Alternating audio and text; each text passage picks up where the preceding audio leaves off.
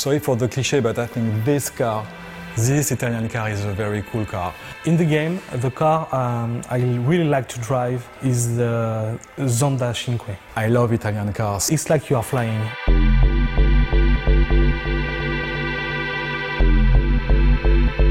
One of the decisions we had to take when we started Test Drive Unlimited 2, it was do we keep the old racing engine or do we develop a new one?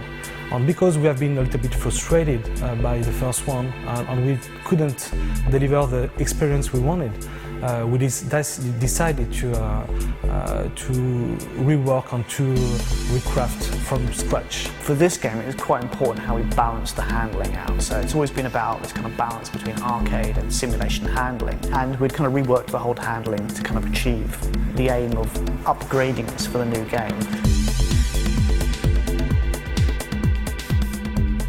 To achieve that, what we wanted to do is to have a basis of the physics engine as realistic as possible, so everything is simulated.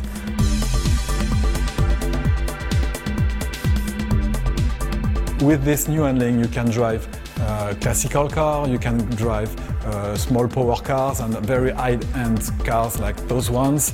With this type of cars, it's the most difficult elements that the player will have to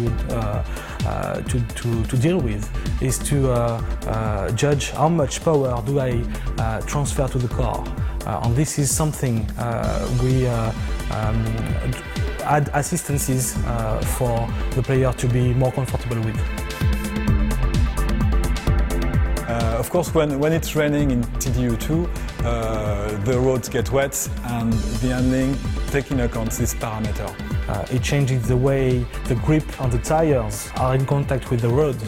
We had to simulate that as close to the reality as possible.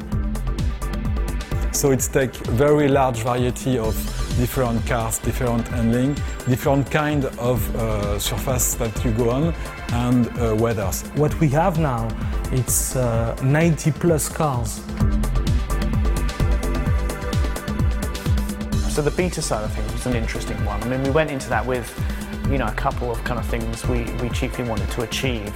When you are developing handling, you are too close to it to judge it. Really, there's nothing like actual players with a multitude of different configurations, playing it in a multitude of different ways, all at the same time, going wherever they fancy rather than where we tell them, to really know how the game will perform. We have so many fans in this game that make a really, really good work, that answer our questions, make very precise feedbacks on bugs, handling, everything that counts in the game. The other big thing for us was just trying to push up how many people were playing the game at the same time.